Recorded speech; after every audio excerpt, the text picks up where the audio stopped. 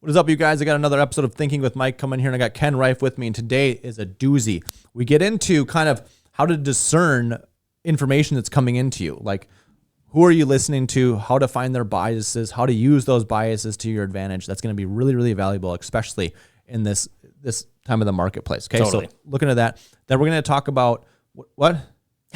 We're going to talk a little bit about what happened in 2023 and what we've seen transition even overnight from 2023 to the calendar change of 2024. Yeah, what did we do as a business to kind of wade those waters during it, but more importantly, preemptively?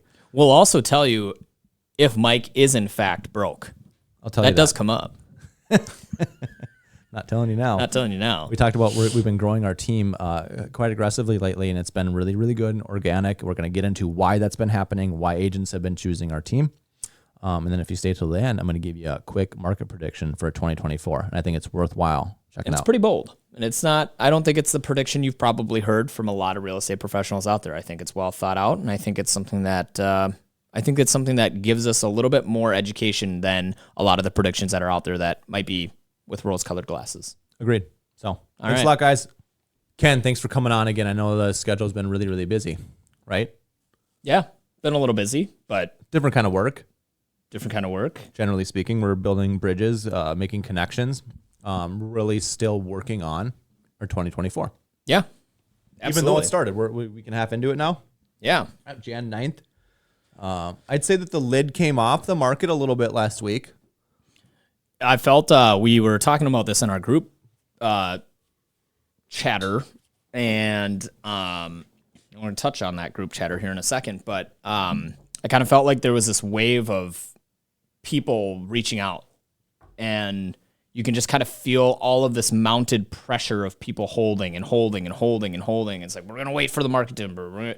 Even though you can tell a million people and they can watch a million things about how they shouldn't wait, like human nature is that people are going to go with what they feel is comfortable until they have to make a choice or have to feel like they're needing to make that change. I'd say it's deeper than that. I think people surround themselves with their own personal echo chambers based around the thing that they want, so the result that they want. So if you're trying to hold through the winter, you're going to be surrounded by podcast people, all that sorts of things that are supporting that idea. Now, when it comes time for the spring market, you're going to shift your narrative, and all of a sudden you're going to be branching out, listening to people and opinions that engage in moving now. And so, yeah, I think we'll do that, but I think it's more intentional beneath the surface stuff, where we just surround ourselves with the things that make us feel good about the decision we're making right now. Yeah. Yeah. So do you ever, this is actually a great analogy. I love this analogy. Do you ever go to like a restaurant and you're like, I've never, like, let's say it's like a type of food you've never really had before. Okay. So like if it's ethnic food or whatever. Yep. And I'm talking about like restaurants that are also kind of like experiences, like, you know, like the Korean barbecue or something unique that you don't do every day. Yep. And I remember like I walked in with my wife and some friends, and the first thing we said was like, what's good here? What would you do? If this was your first time here, what would you do? What would you start with? You know, we don't want to eat the weird stuff. We want to eat the good stuff. We want, this is kind of what we're looking for in our experience tonight. And it's funny, like, I've never once been like, yeah, these guys know, but I'm going to just completely go off script here and just do whatever the hell I want. And it's going to be a terrible meal, and I know that because it's just kind of funny because I have been working with clients and, going from last year into this year. I'll give you one example. I'm not going to drop the name, but it's like we're looking for our first home. So never done this before. There was some experience for this client in the real estate world prior, but it's like all of the basics that we knew and this client knew went out the window with emotion. So like we've got a great deal on a home. They've agreed in principle. We're going with it. You know what? We're going to wait. I'm going to maybe see if I can drop another $10K off. Why are we doing that? Well, I think like if we give it another 4 days to finalize it, I think we're going to get $10K off. And sure as the day is wide here, that 2 days later, the rates went up to where that $10,000 gap in price became completely insignificant. Like the payment exceeded what that 10,000 off would have done for our client. It's just like, so I think we need to remember, like, especially now in this market, it's bear down, get multiple different opinions if that's what you feel. But like, that's where I think taking the emotion out of it and taking like the sound advice of someone that's been doing this for a long time and multiple different like first time home buyers, move up buyers, investors, and luxury buyers. Like if you have someone that has all that experience, like holy cow, that's valuable information. Like, and if you're going to ask for those opinions up front, be prepared to like have the paradigms that you have in your head challenged a little bit and shifted a little bit. So I would say that's my opinion. I would say seek the advice of the people who are walking the walk or living it. Okay, so you'll get a lot of eye rolls when I comment on things in real estate online. Right? Oh, it's just a realtor doing realtor things, and it's like I get that, but be careful with that bias. All encompassing. It's one thing for a real estate agent to say things that are kind of conceptual. It's another thing for a real estate agent to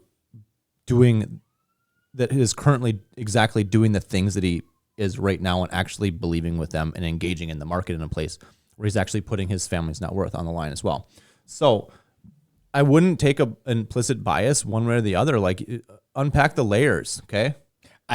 So like, what are you doing? Are you doing that? Hell yeah. Having another conversation with a friend, and I was laughing about this podcast, and not in a bad way, but here's the reality of this podcast, okay? And the advice that we're giving, okay? We're still chasing our first sponsorship. Yes. So please let us know. We thought we had a hook on Folgers last year, like, you but let us fell know. apart. Yeah, Folgers, Nestle, Mars bars. We're literally in for anything. I don't think cigarette companies would be a good fit, but we're open to conversations about it, okay? But what's interesting about this podcast, unlike some of the other podcasts that are out there, is this is not us selling to a client. This is not us consulting with a direct client right now. This is us coming online to a massive audience of 37. Hundreds, okay? Hundreds. No, I'm just kidding. But like, what's different about this podcast, 30, aside from 37, maybe 42, aside from other ones, is that we're coming on here to tell kind of like you get a candid view of the things that are on our minds, and it's not scripted. I mean, it's not discussed. There's no ulterior motive behind it. It's just two guys that have been doing this at a high level for a long time, talking about the shit that either drives us up a wall or the opportunities that we just happen to be seeing in that market on that day in that time. Yep. And it's gut reaction and it's instinct. And like I said, there's no agenda. And I actually think these are the podcasts that add the most value because it's like, I don't have a motive here. I just think it's really dumb to wait 4 days when rates are at their lowest point they have been in a year. But you can do whatever the hell you want. I don't care. Yep. Like, so it's just, I found that to be interesting. And I think like a forum like this gives us kind of that latitude to give honest, open opinions on it. So I was explaining that we've been onboarding quite a few agents recently, by the way. I was going to lead into that. You took my Well, we'll go to that. Okay, we'll go to that. Yeah. But one of the most significant pieces of advice that I did, we've got one agent came on who's been selling real estate with another brokerage for, 5-6 months. And I said, you know that the value of a real estate agent who's experienced is setting expectations for the things that can go wrong, generally speaking. Mm-hmm. It's not necessarily telling them exactly what to do, how to do them, when to do them, whatever. It's exploring, finding out where they're at, and then laying out the foundations of expectations that they can expect, likely, given the action that they're considering. Sure. Right? So that they're more in control of that. And so when you have a consumer who says we're going to wait 4 days, it's like, sounds great. It's likely that interest rates go up. It's also likely another consumer swoops in the meantime. And it's also very likely that when you kick the can out 3, 5, 6, 7 years, this 10K and this massive risk you're making right now is completely insignificant. And that's, and probably making a bad idea. If you want to continue, that's fine. But those are acceptable outcomes given that. And I think just empowering the clients to make their own decision is one thing I've gotten really, really good at over the last few years, because I am not in your house. I am not sitting there at the dinner table with your family or your significant other or whatever, discussing what this means for the future. That being said, like, I have made a career on not leading my clients to absolute oblivion. Yep. Like, I've made a career on, like, most all of my clients. I don't know of any, like, off the top of my head, there have been no clients that we put into a home that couldn't create a successful real estate portfolio from that on that time. And I'd love to take credit for that. That's our industry. Like, it is so, like, it's like having bumpers on at the bowling alley. Like, it's really hard to make a really bad real estate decision right now in this environment, because everything is scrutinized. From your bank statements to your deposits to the home's value to everything. In any market, doesn't matter, it's up, down, another. I think people completely undervalue the power of a 30-year fixed debt loan on an historically appreciating asset. Yep. That means that it gets cheaper over time. Yep. Like, that's what it means. It means that your house payment gets cheaper over time relative to inflation. Mm-hmm. Right? Appreciation goes up, the asset's more expensive. Okay, so the cost of buying it into the future is more per month, more dollars out of your pocket, but you're fixed in down here. Mm-hmm. Just look back 10 years. Right. People have, one of the most difficult conversations we have right now is we have these people who bought their houses for $200K 10 years ago, and they're like, well, our payment is $1,200. We'd like to keep it around that. It's like, what are you talking about? You can't even get a one-bedroom apartment for that. Like, look at the power of that 30-year fixed mortgage that they're paying the prices of the past. Yeah. Yeah. In today's accelerated marketplace. And that is amazing. It is really cool. So yeah, we have bumpers on real estate because you've got a 30-year fixed debt product. Yeah. And if it weren't for, in my opinion, if it weren't for significant federal intervention, like the average mortgage in America today could, we can argue about this till the cows come home, but if it was given the latitude of the free market, like a lot of other things, I think real estate would be significantly higher today than it even is right now. I'd say it's the opposite. I think that we've suppressed a lot of stuff. I mean, home values, this, that, whatever. And like the market itself is just, even in a market where like consumers are actively not participating at as high of a clip as they have in the last 3 years, values are still doing this. Could you imagine in that time when the lid was blown off in 21 where values would have been if we would have had like a different, we've talked about like appraised values, for example, how artificially low they've kept those because it's a finite resource. It's demand. So I heard you. Counter argument. Think I'm going to win. If the free market will solve problems, and I think this is another reason why investing in real estate is so important, is that you'll see this. The lower class will look to or people who are getting started, first-time home buyers, all the people who are kind of in the working class will look to the government to save them. Now, over the last decade, we've watched the government artificially tamp down supply. Okay, there's an overpouring and overload of government restrictions when it comes to developing land and creating entry-level housing. It's just too expensive to develop 100, 200 lots and then to put up entry-level housing onto them. So that's why they're 400, 500, 600K entry. Okay. Mm-hmm. We've also seen the government artificially knock interest rates down to nothing and pump in ridiculous amounts of money into the marketplace. Okay. Yeah. So that drove up the price of real estate across the board and added an amount of equity that makes a housing crash basically completely unrealistic. Yes. Okay. And now we have this interest rate, again, artificially pumped up by the government to stop building once again. Okay. So we have low inventory, specifically 100% on the backs of the government stifling growth in the supply. Okay. And so we find ourselves with this massive supply demand issue. And interest rates that have made it Palatable. unpalatable for anybody who's in the working class trying to get started. And then you think that low interest rates are going to save that? Right. Government's going to do that too. So like, get into the game and be a part of it. That's all that you can do is get in and be part of it. Don't wait for your government to help you because it's going to be the opposite effect. Yeah, I don't think, just to make it very clear, I don't think there's really, I think this is kind of the perfect example of rolling a rock down a hill. Like, you can't, it is what it is at this point. Like, no form of intervention is really going to fix that. Look around right now. Yeah. The free market is getting ready for you renting class. Look around.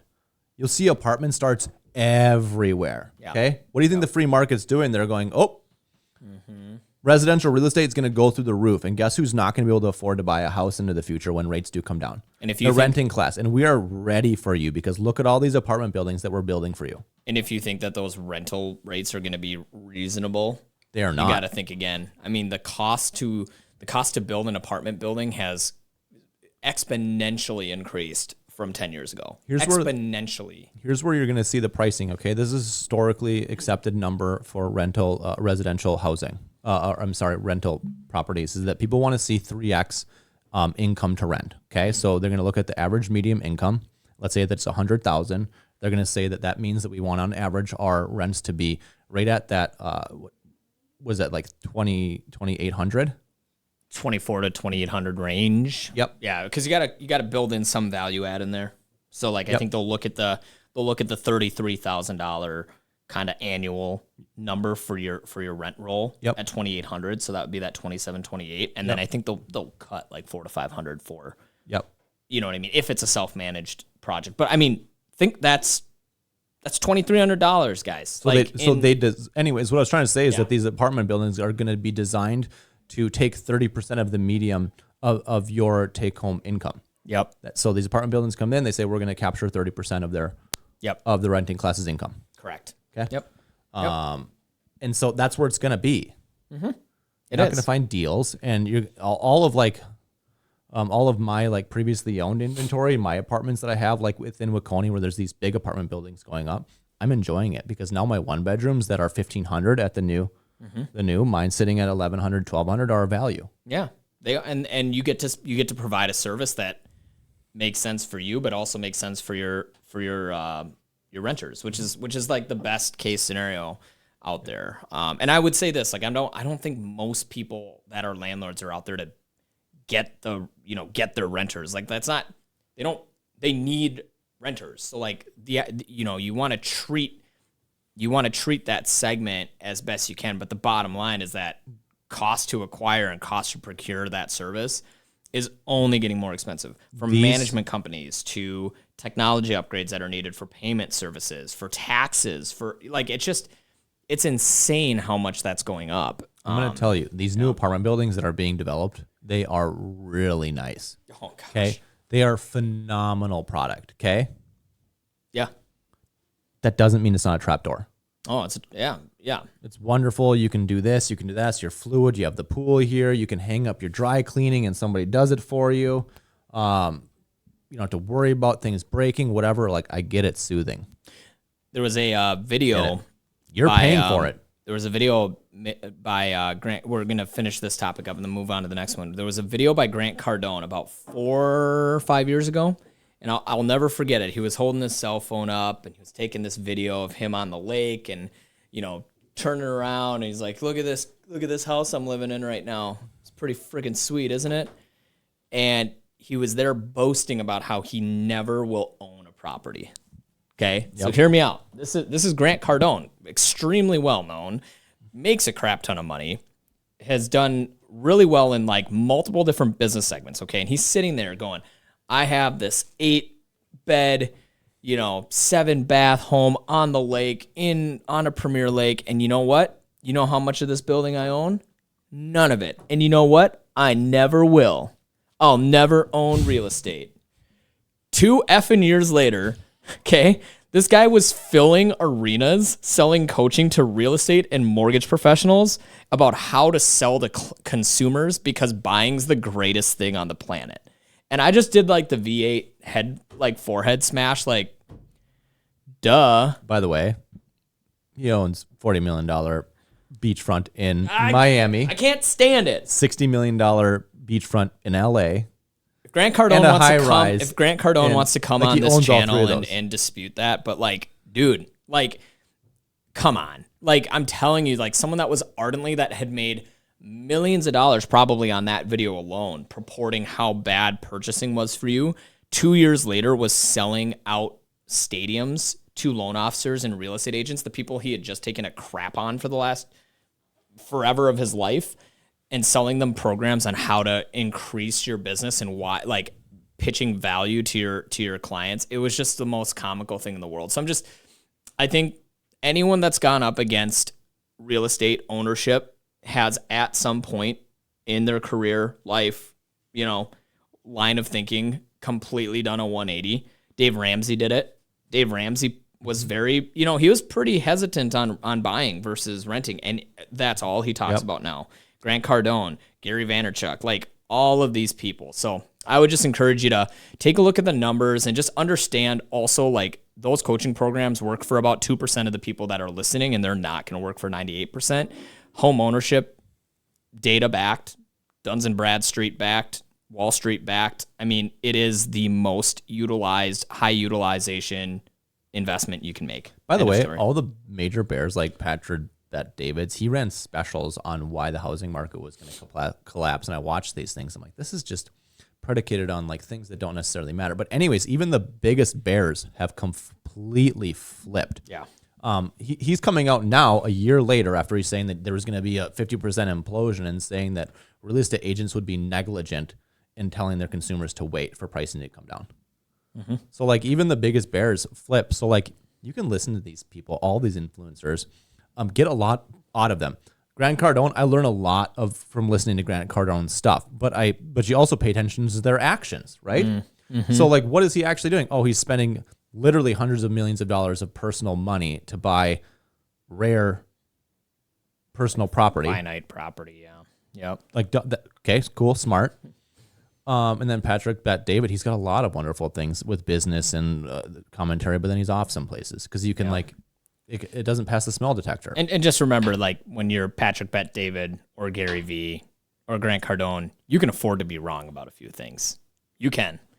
Yep. In 2024, with costs of living increasing, wage growth stunting, economic drivers being kind of meh, like, unfortunately, and this is the reality for a lot of like working class, middle class, even upper middle class and upper class households, you can't bet wrong. Like, you have to make sound, pragmatic decisions. So Speaking of not betting wrong, you brought something up that is interesting that I want to touch on. This is not scripted. Came out of 2023. And I think if anyone watching this has friends on social media that are real estate agents, you will know that those people deserve a hug and a good 5-minute crying session coming out of the last couple of years we've had in real estate. Yet, Hancock Group is growing at a pretty like ridiculous pace. Like, I can't even keep up. And, this is not a team that's 150 agents and I have a hard time keeping track of people. It's like there's a new person, it seems, every week. So what the hell's going on? What'd you do? We got battered last year. Like this. But what's cool about this, I'm going to caveat this, is that we all got a taste of what can happen when the government interferes with your business 3 years ago now. Okay. Yep. And I was thinking about this morning while I was getting ready for the day, and I'm like, wow. Like, I remember it being a blessing, but like it really was. So like back in 2020, right? That's when COVID started. Yep. Check out of that when you're ready. Yeah, I'm ready. So back when 2020 and COVID started, I'm going to add full context. I think I personally had a probably net worth in the range of like between 50 and 70,000. Okay. Mm-hmm. 30 of it was in my primary residence. And then I had like 40 or 50K in cash. Okay. And so we rolled into the year and I was going to buy my first investment property. Okay. Yep. And it was going to cost me, I think 27,000 in cash. Yep. And we start hearing murmurings of COVID in the background. And it was like, it's not going to come here. It's not going to come here. We get really close to my close date where I'm going to expel what was about 80% of my cash at the time. Yep. And COVID hit and the government came in And it was like real estate's not letting real estate transact. Real estate agents can't move. And all of a sudden we went in this spot. We're like, holy crap, the government can literally shut your business down in the blink of an eye based on whatever they do, and they don't care. And I remember closing on this deal, and luckily it turned into a boon for real estate agents. But luckily it turned into a boon. Okay. Right. Interest rates went to nothing. Real estate agents got to keep working. And so we had this incredible year. But I will never forget the feeling of like, good Lord, you never know what the government can do to your business. And I remember hanging on to that. And so I spent the next 2 years, like we collected real estate, we definitely did. But at the same time, I made sure that we maintained good lines of credit that were open, and we maintained really good reserves in our accounts so that we could weather a 12 to 10 to 12 month storm with other levers that we could pull. So when 2023 happened, we had learned those lessons from 2020 and like what can happen, and we'd be careful, and we reserved all of our cash. And so we acted really quickly. This is back in 2022. We reduced all of our fund expenses that were for boon. Basically, you can throw cash at anything when things are going, because like, why the heck not? Slimmed it all down. We've got our wonderful lead flow. We put our transaction coordinators down to our exact minimum, where we have a wonderful TA who can basically handle everything. If you've worked with us, Ryan, you know who she is. She's amazing. And then we kept an in-house marketing, social media marketing gal, okay, because loving on our clients are a premium. And from there, we kept loving on our past clients, and our business continued to come. But what's been missing over the last year is that move-up consumer, right? So the people that we sold houses to, 10 to 3 years ago, who have all refinanced during the boon, and they're sitting at 3%, sometimes sub 3% rates. Yep. And they don't see the value in moving. Yep. And they shouldn't see the value in moving. So we're left with this segment of the marketplace that's relocations, downsizers, and the wealthy. Yep. Okay. And that's who came to our rescue. Okay. It was this year, was our relocations, downsizers, people referring their grandparents to us, their parents to us, people coming back into the state, and the people who are well off, and they either bought another house, kept their last one, or sold it just because it didn't matter. They were more focused on where they're going. So that's the context of where our business has been this year. And it's been very successful. We cut down our expenses to the bare minimum. By the bare minimum, that means marketing, okay, and taking care of our past clients. And we decided this year, like, okay, now we're stabilized, we're profitable. It's not going to be as profitable as we were in the past. That's okay. And we thought to ourselves, we said, if we want to grow this team organically, we're going to do it through selling real estate, because everybody else is talking about the bullshit. Correct. Yep. Okay, and we said, let's sell real estate at the highest level we possibly can. And we did that this year. Yep. And organically through our social media, without spending a dime on recruiting. And I tell us all the people that we end up meeting with, these new agents who come in, we haven't spent a dime on this. How'd you find us? Oh, I found social, and then your podcast. I'm like, that's great, because that's what we're trying to do. Yeah. I think the difference maker here too is just that, like, there's a plan. Yes. And I mean, I know that sounds super cliche, but not everyone has a plan. Not every loan officer has a plan. Not every title company has a plan. Not every real estate firm has a plan. Not every real estate team has a plan. And to those people that are dealing with that right now, I would say, like, you're not alone, first off. So don't feel like crap when we're saying that. That being said, if you are on a team and you rely heavily on that team to point the compass in the direction that you need to go personally, like, you got to do that gut check and make sure that it makes sense. And one thing that I'm realizing is that a lot of teams are cutting in the areas that directly benefit the team. Yep. I'm not going to cancel my personal gym membership. I'm not going to cancel my house cleaning, but I am going to cut lead flow to the team. Just kind of has to happen this year. You guys all understand, right?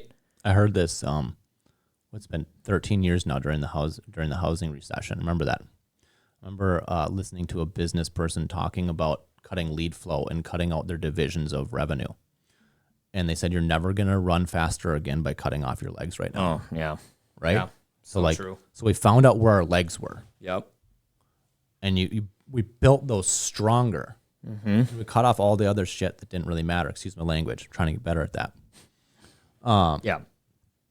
And so anyways, we've become this stability, and we're also watching this marketplace. And I text Ken this morning. I said, let's do this podcast because I actually think it's easier for new agents to start the businesses than it is for the agents who started 2 years ago. And they may have made $100,000-$300,000 a year for the last 2 years.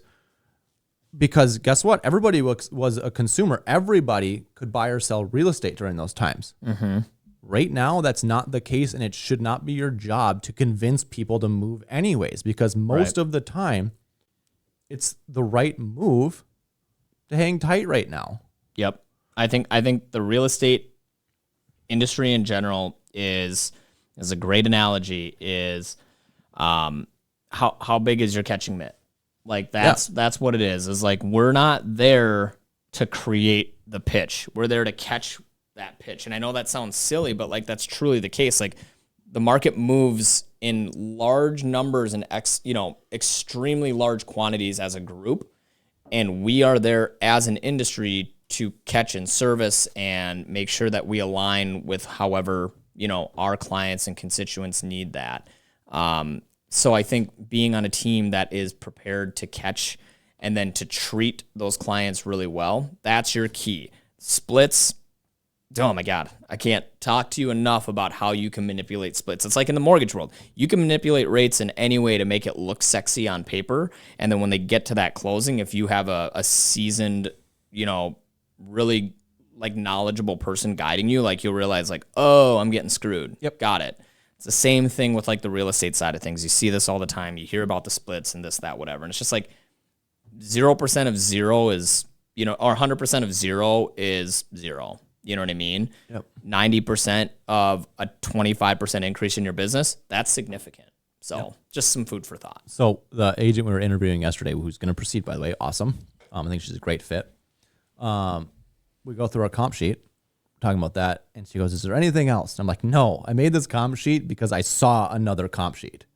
And I was like, good Lord, it says 70-30 split up here, but then by the time you take off your technology fee, your blankety blank fee, this fee, you're like at 23%. And so like she goes, oh, thank God, because like that's all I just need to know is just the splits. I don't need to see all this explode. I'm like, yeah, so like it's straightforward. So yeah, that's out there right now. It's crazy out there right now. It is. I'd say there's basically two teams in the marketplace right now. Correct me if you think of another one. But we have a lot of teams that are quite successful right now that are high taking care of their agents, and their agents are basically just kind of showing agents, right? Okay. And ultimately, those teams are designed to feed the team lead and then Zillow or Homes.com. Okay, so most of the money is going to go to Zillow, team lead, and then you'll have a very small trickle for the agent, but the agent's not going to have much effort. Okay. Okay. Yep. And the second piece is that you're going to have those. We're going to have teams like our teams, where the bulk of the cash is going to the agent, and we're supplying leads, but we're kind of organically taking care of our sphere. Yeah, the focus is much more specialized to your sphere, your community, your, and it's not it's kind of the whole like sniper rifle to shotgun approach. Like we're more, there's more of a sniper rifle mentality here than there is like let's just throw a bunch of shit at the wall and see what sticks. I don't, and again, there's nothing wrong with that. Like as a real estate team, you can absolutely operate like that. But I just think it's like how you want to do it and how you want to do business. And, this team and the way that we've always functioned is in that mentality of like take really dang good care of your clients. Yep. Actually give a shit about them, and then good things come back and happen. You'll get bit in the butt sometimes. There's pros and cons to both approaches, but more often than not you don't. Yep. Mostly like become an expert, learn how to find the people who would benefit from selling or buying real estate right now, and service them at an extremely high level, and then never lose touch with them. Correct. Love on them forever. And by the way, both models are perfectly fine. I would say that more than half of the agents who come into interviews with us are best suited over there. Yeah. And that's just fine to say like, there's nothing against you. This is not our structure. It's not. If you love that structure, this ain't your spot. We're a team. We're collaborative. Yeah. We want you in here. We want you learning. We'll set up mentorship all here, but we're not going to take care of you like a baby. Mm-hmm. We're not designed for that. We'll be here to help you, and we'll watch you lift off. Yep. And we'll be there as support and this massive powering behind you. But we're not going to take care of you like a baby. We're not interested. We want you to have the money. Yep. Agreed. Yep. So that's it. Anyways, it's been a really cool year. Yeah. We're Been a really enjoying cool it. year. Looking forward to 2024. I think it's going to be a lot of, if you want a prediction, I don't know if that fits here, but I think it's going to be a lot more of 2023. I think so. I think it's going to be a market that's just kind of coming out of, it's like when I broke my ankle. It's like that third month after my surgery. I'm walking. Yep. I'm doing stuff. Still hurts. You're going to see Slow. I think Things are slower. You're going to see new construction Yeah. in the residential marketplace explode. And it's going to be something to be educated on from a consumer, because they're all going to be doing rate buy downs, like significant rate buy downs, massive closing costs. Of course, they're building that into the purchase price. So like it'll be a monthly. So we're gonna have to look at the bigger picture when it comes to new construction, because they're just going to pad their purchase price with those incentives. So you're paying for it, but that's where a lot of the allure Yes. and new construction is going to be. They've realized that if they can offer, a 2-1 buy down, or even, a 1 or 2% rate cut, that they can get a consumer to pay 30, 40, 50K over their cost before. Correct. So we spend 20,000 on this intro. We get an extra 30. Awesome. It's awesome. Build the hell out of them. And here you go. Here's your 5% rate. Yep. Done and done. Yep. So might work out for you. Might be a good idea, but look out for that. I think new construction is going to explode next year based on that marketing pitch. Completely agree. Yep. Yep. All right. That's all I got today. All right, guys. Thanks for tuning in. See you later. See ya.